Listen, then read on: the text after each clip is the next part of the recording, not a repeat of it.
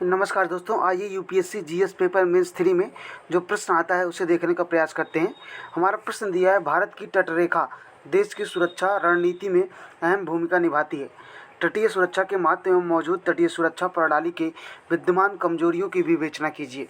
इसका आंसर हम लोगों को 250 वर्ड में लिखना है।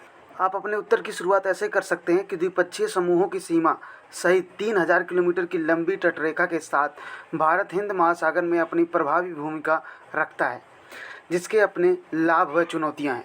ठीक है, अब देखिए, भारत का आप एक ऐसा मैप बनाएंगे और दिखा देंगे किस तरह से भारत हिंद महासागर से लगा हुआ है। तटीय सुरक्षा का महत्व क्या है? पहला पॉइंट आप इसमें लिख सकते हैं, हिंद महासागर में अवैध गतिविधियों पर निगरानी व नियंत्रण के लिए महत्वपूर्ण। दूसरा आप लिख सकते हैं, नेवल सुरक्षा प्रदाता के रूप में भारत की भूमिका को स्थापित करने के रूप में। तीसरा पॉइंट आप लिख सकते हैं, तटीय क्षेत्रों की आर्थिक संभावनाओं का दोहन के लिए, जैसे पर्यटन हो गया, मत्स्य पालन हो गया, ज्वारीय तरंगीय ऊर्जा हो गया, ब्लू इकोनॉमी की अवधारणा। अगला पॉइंट आप लिख सकते हैं, हिंद महासागर में चीन की मोतियों की माला रणनीति का प्रभावी प्रत्युत्तर देने के लिए। पांचवा आप लिख सकते हैं, भारतीय व्यापारिक दृष्टिकोण से 90% जो भारत का व्यापार होता है वो समुद्र मार्ग से ही होता है।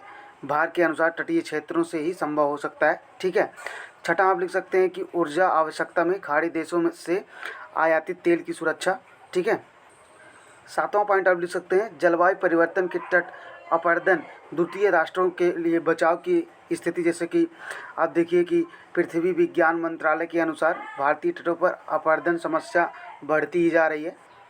आठवां आप लिख सकते हैं, आंतरिक सुरक्षा का मुद्दा। 26/11 मुंबई हमले में समुद्री रास्ते का ही प्रयोग किया गया था, आप सभी को पता है।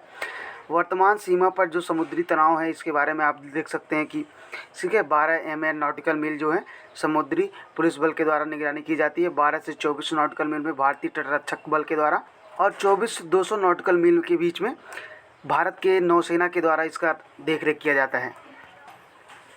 अब अगर हम इससे जुड़ी चुनौतियों की बात करें तो पहला पॉइंट आप लिख सकते हैं, समुद्री तंत्र सुरक्षा एजेंसियों के प्रभावी समन्वय तंत्र का अभाव, तटरक्षक बल और समुद्री पुलिस का जो अभाव है भारत के पास। दूसरा आप लिख सकते हैं, सीमा विवाद की चुनौतियां, भारत पाक का जो सक्रिय अभी वार्तालाप नहीं हो रहा है, जो उनके बीच में विवाद चल रहा है।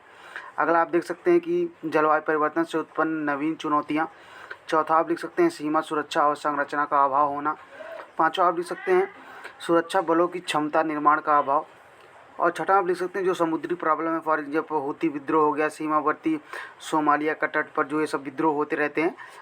सातवां पॉइंट आप लिख सकते हैं, भू राजनीतिक हस्तक्षेप, जैसे होर्मुज में जो जल डमरू मध्य के बीच ईरान की जो चुनौतियां हैं, जो ईरान अमेरिका और इजराइल का हो रहा है, ये सब आप लिख सकते हैं। ठीक है। आगे की राह में आप लिख सकते हैं कि अंतर एजेंसी समन्वय में वृद्धि करना चाहिए। दूसरा आप लिख सकते हैं, तटीय अवसंरचना विकास, जैसे भारतमाला परियोजना, सागरमाला परियोजना। तीसरा पॉइंट आप लिख सकते हैं, सागर जैसे उपायों का उपयोग करना चाहिए, अपनाना चाहिए। चौथा आप लिख सकते हैं, द्विपक्षीय सहयोग, जैसे कोलंबो सिक्योरिटी कॉन्क्लेव जो था, ये सब आप लिख सकते हैं, थोड़ा सा अंतर्राष्ट्रीय मुद्दे को भी। अब इतना सब लिखने के बाद आप अपने उत्तर का अंत ऐसे कर सकते हैं, अतः मेरी टाइम इंडिया विजन अनुरूप भारतीय समुद्री तट सुरक्षा व भारतीय प्रभावी भूमिका सुनिश्चित की जानी चाहिए। Thank you so much for watching this lecture.